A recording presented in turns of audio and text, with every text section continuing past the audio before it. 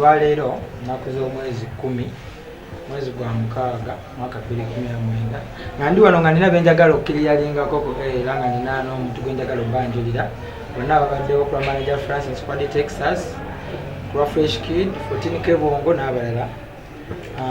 Naku olwaleero njagala bakakasa nti Fresh Kid waali era akyali mu Texas era waali era nga nina n'omwana omulala gwenjagala obanjulira bive mu bigambo kuba bangi badde boogera Fancy yasayiniza omwana yagobye Fresh bawukanye olw'okuba biriwo ne taata we biki ebigambo bingi ebibaddewo naye olwaleero njagala mbabuulire ekituufu ekiriwo n'abayimbi bameka bennina era kiri kitya amazima buli omu akole ki agategeera. Olwaleero njagala obakasa nti Fresh Kid ndi naye era tukola bulungi tewali kigenda tukyeteganya.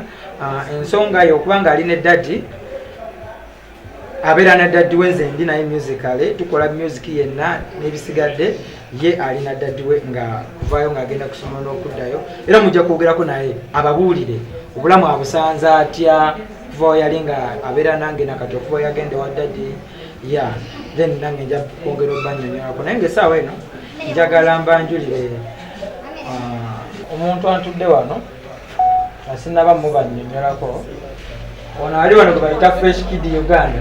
Babuzeeko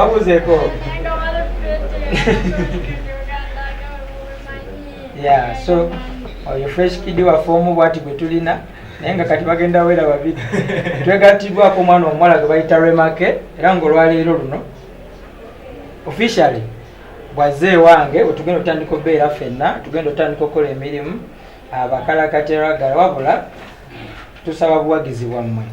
Ono bamuyita Remake omwana nzalwa ya Masaka. Remake oli muyimbi? Ndi muyimbi. Oyimba kakati kacyango gye wa manager Francis oyina kacyango gye wa manager Francis oyina ennyimba z'otandise okukolako? Osoma? Osomera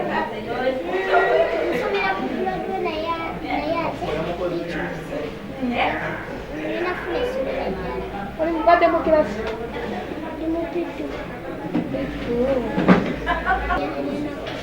Remake oli muyimbi? Ndi muyimbi. Oyimba kakati kacyango gye wa manager Francis oyina kacyango gye wa manager Francis oyina ennyimba z'otandise okukolako? Osoma? Osomera